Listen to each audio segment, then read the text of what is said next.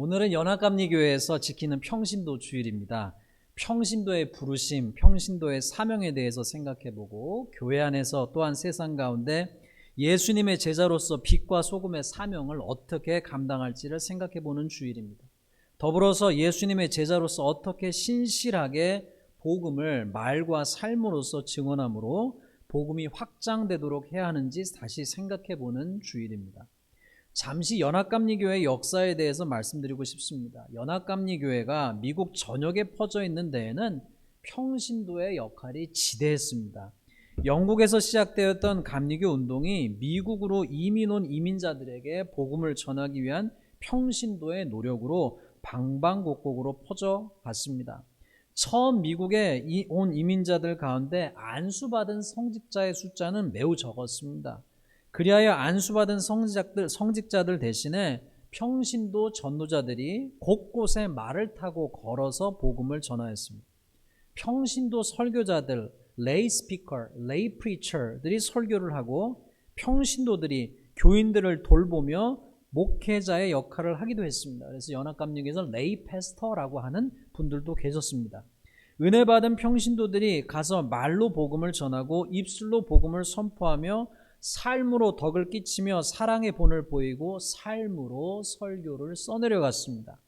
그들의 입술과 삶으로 보여진 설교를 보고 읽고 듣고 느끼고 경험함으로 예수님을 모르던 이들이 예수님을 영접하였고 미국 곳곳에 오늘날도 골짜기 깊은 시골에도 연합감리교회가 서 있을 수 있었던 이유가 바로 평신도분들의 헌신과 열정과 은혜가 있었기 때문입니다. 그래서 그분들의 복음의 열정으로 말미암아 곳곳에 퍼져 있는 연합감리교회를 보게 됩니다. 우리 연합감리교회가 초기의 평신도들이 그렇게 시골 곳곳을 돌아다니면서 복음을 사방팔방에 전한 사명을 감당했다면 오늘 2022년을 이 미국 땅에서 살아가는 우리는 어떻게 복음 전파의 사명을 어떠한 모습으로 감당해야 할까요? 어떻게 우리를 통해 하나님 나라가 확장되도록 할 수 있을까요? 오늘 말씀을 통해서 크게 한 가지 그리고 구체적으로는 세 가지의 실천 항목을 배우기를 소망합니다. 하나님 나라의 확장은 하나님 통치의 확장입니다. 하나님 통치의 확장은 결국 하나님이 어떠한 분이신지를 세상 속에서 드러내는 것이겠지요. 결국 하나님의 성품이 세상 가운데 드러나는 것이라고 말할 수 있습니다. 그러하기에 주님은 오늘 바울을 통해서 이렇게 권면하고 있습니다. 오늘 본문 말씀 에베소서 5장 1절의 말씀을 다시 한번 들어보십시오. 그러므로 사랑을 받는 자녀같이 너희는 하나님을 본받는 자가 되라. Be imitators of God. 하나님을 닮아가는 사람이 되라. 하나님은 우리가 하나님을 본받기를 원하십니다. 예수님도 우리가 주님을 본받기를 원하십니다. 평신도로서 주님이 부르신 제자로서 신자로서 우리의 믿음이 점점 더 깊어지고 넓어진다는 것은 주님을 더욱더 닮아가는 것이겠지요. 바울의 또 다른 표현으로는 주님의 향기가 나는 삶이겠죠. 주님을 닮아가는 것의 본질에 대해서 어떤 부분을 닮아가야 하는지에 대해서 오늘 본문은 이어서 이렇게 설명합니다. 그리스도께서 너희를 사랑하신 것 같이 너희도 사랑 가운데서 행하라. 그는 우리를 위하여 자신을 버리사 향기로운 제물과 희생 제물로 하나님께 드리셨다. 예수님이 우리 위해서 희생하시고 우리를 위해서 사랑하신 것처럼 우리도 너희도 사랑 가운데서 행하라. 사랑 가운데서 살라. 성가대가 찬양하신 걸로 하면은 예수님의 가신 그 길을 따라 가라 하는 것이겠죠. 우리가 사랑 가운데서 살아야 할 이유는 무엇일까요? 그리고 우리는 어떠한 것을 통해서 예수님처럼 사랑의 존재로서 구체적으로 살아낼 수 있을까요? 먼저 우리가 사랑 가운데서 살아가야 될 이유에 대해서 생각해 보십시다. 오늘 본문 말씀 14절은 이렇게 말씀합니다. 그러므로 이르시기를 잠자는 자여 깨어서 죽은 자들 가운데서 일어나라. 그리스도께서 너에게 비추이시니라. 성경적으로 볼 때는 세상에는 영적으로 죽은 자들이 있고 spiritually dead 한 사람들이 있고 영적으로 잠들어 있는 사람들이 있고 영적으로 깨어 있는 사람들이 있다는 것입니다. 영적으로 죽은 자들과 영적으로 산 자들, 깨어 일어난 자들의 차이는 무엇일까요? 영적으로 죽은 자들은 생물학적으로는 살아있으나 이렇게 숨도 쉽니다. 밥도 먹습니다. 놀기도 합니다. 노래를 부르기도 합니다. 텔레비를 보기도 합니다. 여러 가지 삶의 활동을 합니다. 그러나 그들은 생물학적으로는 살아있으나 하나님을 모르는 자들이죠. 하나님의 가치와 하나님의 목적과 하나님이 인간을 지으신 궁극적인 이유, 인생의 궁극적인 행복을 모르는 이들에게 땅의 행복, 세상의 자랑, 육체의 욕심을 따라 육체와 마음이 원하는 것을 따라 사는 이들이지요. 이 세상이 다인 것처럼 사는 사람들입니다. 하나님이 없는 세상은 시간이 지나면서 점점 은혜의 지배에서 벗어나 죄의 지배, 탐욕의 지배, 욕심의 지배를 받아 세상의 풍조를 따라 세상이 관영한 세상이 시샘이 가득하고 수군댐이 가득하고 해함이 가득한 세상이 되어가는 것이죠. 그런 세상 가운데 깨어난 평신도들은 주님은 하나님의 사람들을 깨우셔서 영적 죽음에서 깨어나게 하시고 영적 잠에서 깨어나 일어나기를 원하십니다. 그리고 그들이 세상 가운데 하나님의 빛을 비추어 주기를 원하십니다. 그래서 에베소서 5장 8절은 이렇게 선포합니다. 너희가 전에는 어둠이더니 이제는 주 안에서 빛이라 빛의 자녀들처럼 행해라. 예수님은 은혜의 빛을 받아 주님의 은혜의 빛, 사랑의 빛을 반사시키며 비추며 살라고 하는 것이죠. 그러면 우리는 어떻게 주님의 빛을, 어떻게 사랑 가운데서 살 수 있을까요? 어떤 모습을 통해서, 무엇을 통해서 그렇게 살 수 있을까요? 그리고 어떤 하나님의 모습을 닮아가야 하는 것일까요? 성경은 가르쳐 줍니다. 하나님은 인격적인 하나님, 비인격적인 하나님이 아니라, 루드한 하나님이 아니라 인격적인 하나님이심을 가르쳐주고 있습니다. 그리고 그 인격적인 하나님은 말씀으로 세상을 창조하셨음을 알려주고 있습니다. 그리고 성경은 가르쳐줍니다. 그 인격적인 하나님, 말씀으로 세상을 창조하신 하나님은 세상 풍조를 쫓는 악한 말의 습관, 나쁜 말의 습관을 버리고 거룩한 말의 사람들, 말씀의 사람들이 되기를 원하신다고 말합니다. 오늘 본문은 이렇게 말합니다. 29절부터 4절까지 이렇게 말씀합니다. 무릇 더러운 말은 너희 입 밖에도 내지 말고 너희는 모든 악독과 노함과 분냄과 떠드는 것과 비방하는 것을 모든 악의와 함께 버리고 음행과 온갖 더러운 것과 탐욕은 너희 중에 그 이름조차도 부르지 말라. 누추함과 어리석은 말이나 희롱의 말이 마땅치 아니하다. 성경 곳곳에는 합당하지 않은 말, 덕이 되지 아니하는 말, 부정적인 말의 파괴력에 대해서 경고합니다. 여러분 정말 말이 그러한 힘이 있다고 생각하십니까? 말이 파괴력이 있다고 생각하십니까? 지난 목요일 미주 한국일보에 킴 게이라고 하는 임상식미학 박사가 쓰신 글이 눈에 들어오게 되었습니다. 그 글의 내용은 전체 내용 가운데 일부의 내용은 이와 같습니다. 2013년 엔젤 글린이라고 하는 14살짜리 소녀는 아버지가 교도소 출신이라는 사실 때문에 학교에서 거의 매일 집단 폭행을 당하거나 매춘부, 더러운 걸레라는 이름으로 놀림을 당했다. 이 소녀는 스쿨버스가 지나가는 정류장 바로 옆 나무에 스스로 목을 메고 삶을 마감했다. 엔젤은 유서에 이렇게 썼다. 내가 왜 이런 고통을 당해야 했을까? 너희들은 내게 한 짓을 한 번이라도 생각해 봤어? 너희는 나를 매일 죽였어. 너희가 한 말을 나는 점점 믿게 되었지. 날마다 거울 앞에서 난 나를 보며 말해. 멍청한 못생긴 돼지 죽어 마땅해. 2014년 레베카 세드윅이라고 하는 12살짜리 소녀는 다른 여학생들의 괴롭힘을 견디다 못해 고층 빌딩 옥상에서 뛰어내려 생을 마쳤다.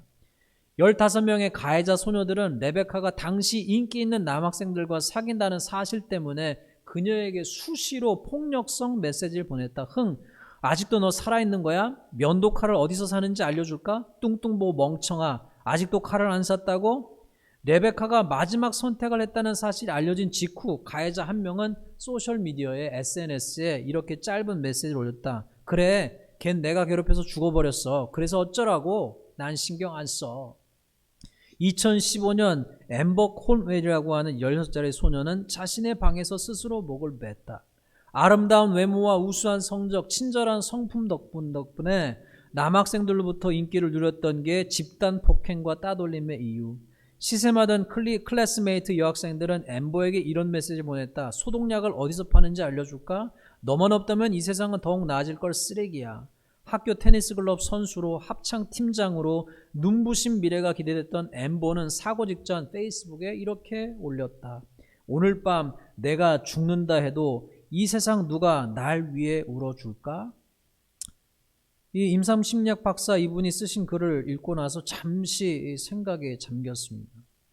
기사를 읽고 나서 딸을 가진 아빠로서 여러 가지 생각이 들었습니다. 그리고 이렇게 비참하게 생을 마감한 그 소녀들의 겪었던 그 고통에 대해서도 생각하게 됐고, 그렇게 집단 따돌림과 괴롭힘을 당해서 비극으로 끝난 아이들의 엄마의 마음은 어떠했을까? 아이들의 아빠의 마음은 어떠했을까? 그리고 나서 그 전후 관계를 다시 한번 읽어봤어요. 그리고 나서 든 생각은 악한 말의 파괴력에 대해서 생각하게 되었습니다. 정말 말로써 말만 가지고도 사람을 죽일 수 있구나. 부정적인 말이 정말 그 영향력이 크구나 하는 생각이 들었습니다.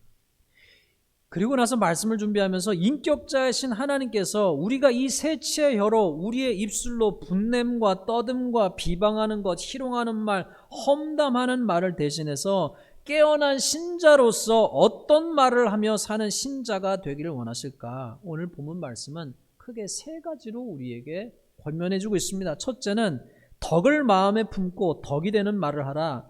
두 번째는 용서하는 마음을 품고 용서하는 말을 하라. 세 번째는 감사하는 마음을 품고 감사하는 말을 하라. 첫 번째, 덕을 마음에 품고 덕이 되는 말을 하라. 한번 말씀을 들어보십시오. 오늘 본문 29절 말씀이 이렇게 말씀합니다. 무릇 더러운 말은 너희 입 밖에도 내지 말고 오직 덕을 세우는 데 소용되는 대로 선한 말을 하여 듣는 자들에게 은혜를 끼치게 하라. 바울을 통해 주님은 말씀하셔요. 더러운 말, 부정적인 말, 파괴적인 말 대신에 오직 덕을 세우는 데 소용되는 대로 선한 말을 해라. 예수님의 제자로서 궁극적으로 우리가 해야 할 말은 듣는 자들에게 은혜를 끼치라는 것이죠. 말하는 자의 입장이 아니라 결국 내가 한 이 말이 결국 상대에게 어떻게 들릴까를 생각해보고 어떤 말이 상대에게 덕이 될까를 생각해보라고 하는 것이죠. 좀 전에 소개드렸던 그 분리, 집단 따돌림, 왕따 이야기를 읽으면서 깨닫게 된 것은 사람에게 영향을 미치는 것, 사람들 마음에 더 쉽게, 더 오래, 더 깊게 남는 말은 부정적인 말이라는 깨달음이었어요. 여러분, 아까 제가 읽어드렸던 그 얘기를 가만히 생각해 보세요. 마지막 읽어드렸던 그 사연의 아이가 뭐라고 그랬습니까? 자기 가까이 그 딸을 사랑해서 그 딸이 죽은 이후에 눈물을 펑펑 흘리고, 제가 찾아보니까 미국 방송의 인터뷰에 그 아이가 쓴 말, 오늘 밤 내가 죽는다 해도 이 세상에 누가 날 위해 울어줄까 절망했던 그 소녀, 그렇게 목매달아서 죽은 그 소녀가 그렇게 탄식하고 오늘 밤 내가 죽는다 해도 누가 날 귀히 여겨서 오늘 밤에 나를 위해서 울어줄까? 그 아이가 죽자마자 그 엄마는 피눈물을 흘렸어요. 그 아이를 사랑하니까. 그런데 여러분 생각해 보세요. 자기를 그렇게 사랑해서 눈물을 펑펑 흘리고 그런 일이 다시 일어나지 않기 위해서 TV 인터뷰를 마다하지 않았던 그 엄마가 옆에 있었음에도 불구하고 그 소녀는 그렇게 탄식했습니다. 왜 그랬을까요?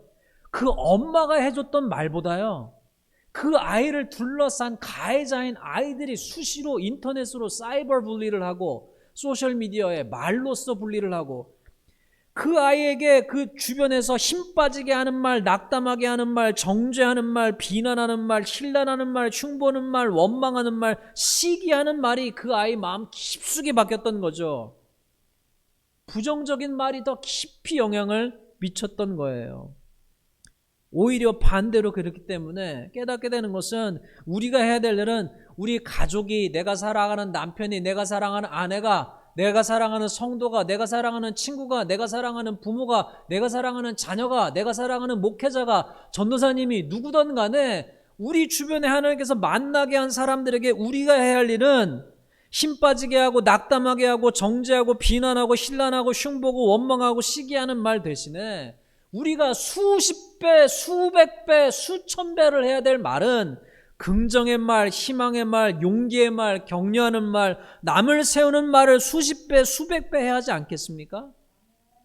힘이 생기게 해주는 말, 격려하는 말, 위로하는 말, 칭찬하는 말, 장점을 알려주는 말, 함께하자고 하는 말, 기뻐해주고 축하하는 말을 해야 하지 않겠어요? 여러분, 하나님께서는 하나님의 백성이 잘못된 길을 갈 때 그들의 죄를 지적하기도 하셨습니다. 때로는 선지자를 보내서 그들을 통렬히 꾸짖기도 하셨어요. 그러나 그렇게 그들의 죄를 통렬히 지적하신 하나님, 그 말씀 뒤에는, 그 말씀 안에는, 그 말씀 뒤에는 하나님의 절절한 사랑이 들어있었죠. 사랑 없이 그들의 죄를 지적한 것이 아니라, 사랑 없이 그들의 죄를 하나님께서 밝히신 것이 아니라, 마치 자녀가 잘못될 때 그 자녀를 위해서 울면서 기도하면서 여전히 절절히 사랑하면서 타이른 엄마의 심정과 같이 말입니다.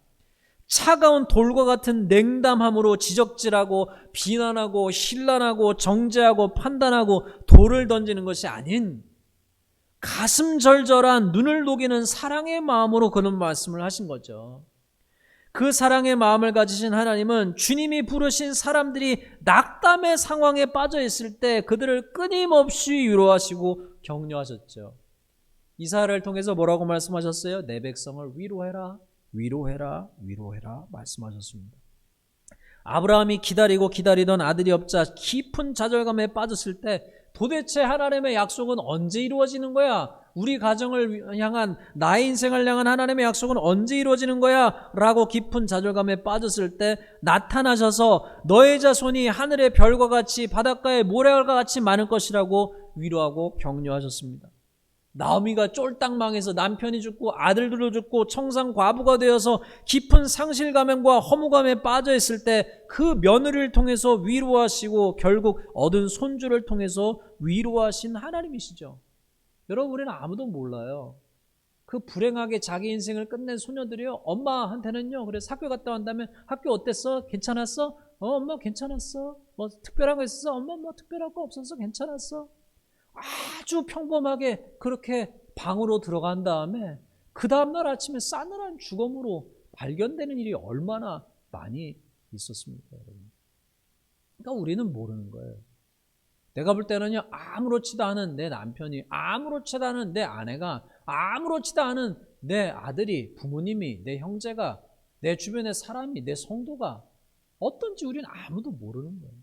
그렇기 때문에 우리에게 필요한 것이 뭐예요? 하나님 말씀하신 것처럼 하나님이 어떻게 격려하셨어요? 예레미야를 통해서 너희를 향한 나의 생각은 내가 하나니 재앙이 아니라고 평안이요 너희 장래에 소망을 주려 하는 것이다. 하나님의 궁극은 뭡니까? 죄에 대해서 때로는 알려주시지만 하나님이 궁극적으로 원하시는 것은 성도를 살리기를 원하시죠. 아무도 지옥 가기를 원하지 아니하시고 모든 사람이 구원받기를 원하시는 것이 하나님의 본심 아닙니까?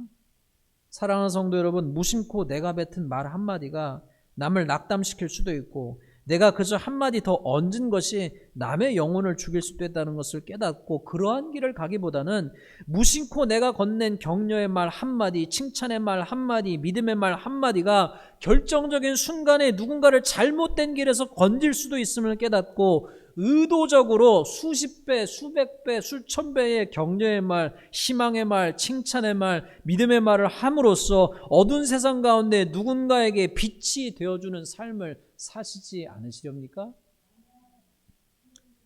오늘 두 번째 주님은 바울을 통해서 이렇게 말씀하십니다. 32절, 서로 친절하게 하며 불쌍히 여기며 서로 용서하기를 하나님이 그리스도 안에서 너희를 용서하신과 같이 하라. 서로 친절해라, 불쌍히 여기며 용납하는 마음으로 살라고 하는 것이죠. 그리고 그것은 용서의 말, 용납의 말, 품어주는 말로 나타나겠죠. 우리 인간은요, 알게 모르게 때로는 의도적으로, 때로는 무의식적으로, 때로는 의식적으로 자연스럽게 끼리끼리를 만듭니다. 내 그룹이 있고 저 그룹이 있고 이 그룹에도 저 그룹에도 끼지 못하는 사람들이 있습니다. 우리가 배제하는 이들도 있고 다른 이에게 배제당하는 것이 일상인 사람들도 있죠. 그런데 교회는 그 끼리끼리가 그 벽이 무너지는 곳입니다.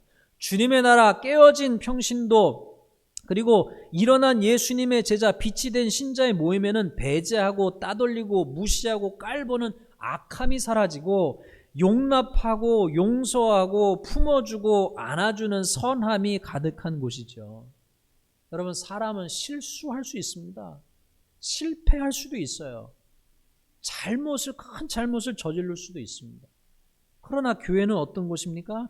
그렇게 누구나 드러나지 않은 흠이 많은 존재들을 어떻게 그 흠을 폭로하고 그 흠을 까발리고 그 흠을 욕보이고 그 흠으로 창피를 주고, 아까 그 소녀처럼 너희 아버지는 교도소 갔다 온 사람이지 쓰레기야, 이렇게 그거를 드러내고 폭로하고 까발리고 창피를 주고 놀리는 것이 아니라, 그 흠을 비난하고 힐난하는 것이 아니라 그 흠을 덮어주고 실수를 용서해주고 채워주고 내가 도와주고 감싸주는 것 아닙니까? 용납하는 공동체, 용서하는 공동체, 품어주는 공동체 아닙니까? 그러기에 빛이 된 신자들이 모이면은 용서의 말, 용납의 말이 풍성한 것이죠. 여러분, 건강한 교회는, 건강한 사회에는, 건강한 가정에는 어떤 말이 많습니까? 괜찮아. That's okay. 괜찮아. 괜찮아요. 이런 말이 많은 것 아니에요? 여러분, 용서가 없는 것이 얼마나 험악합니까? 실수가 용납되지 않는 사회가 얼마나 험악해요. 여러분, 성경을 읽어보시면요, 하나님께서 만지신 사람들은 실수가 많았어요. 실패하기도 했어요. 죄를 짓기도 했어요. 그러나 세상은요, 더 이상 쓸모없어 할 때요, 주님은 가셔서 아니야, 너 여전히 쓸모있어 하시는 분이십니다.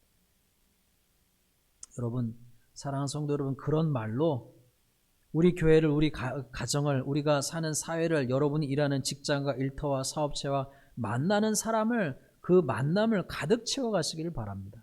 세 번째로 주님은 말씀하십니다. 4절, 누추함과 어리석은 말이나 희롱의 말이 마땅치 아니하니 오히려 감사하는 말을 하라. 어떤 분은 이런 말씀을 하셨습니다. 교회를 다니신 이후 배우게 된 것, 내가 교회를 다닌 다음에 한 가지 배운 것이 있는데 그게 뭐냐면 감사합니다. 그걸 배우셨다는 거예요. 교회 다니기 전에는요, 본인의 입에서 그 말이 잘 안 나왔는데 교회를 다니고 예수님을 믿고 성경을 읽게 된 다음에 본인에게 확실히 달라진 것 하나가 뭐냐면 감사합니다를 배웠다는 거예요. 여러분, 정말 그렇지 않습니까? 참된 신자의 표정 중에 하나, 깨어나 일어난 신자의 표정 중에 하나가 무엇입니까? 입술에 감사가 넘친다는 것이죠.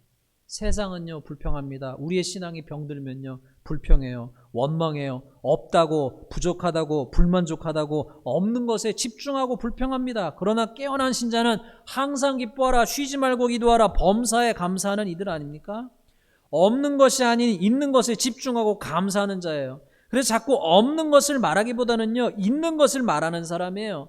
받은 복을 세어보고 감사하는 사람이에요. 없는 것을 카운트하는 것이 아니라, 오늘도요, 이 예배당에 오신 분들이요, 여러 가지 상황 때문에 지금 많이 못 오셨잖아요. 그러면요, 오늘도 뭐예요? 있는 것에 감사하는 거예요. 할렐루야.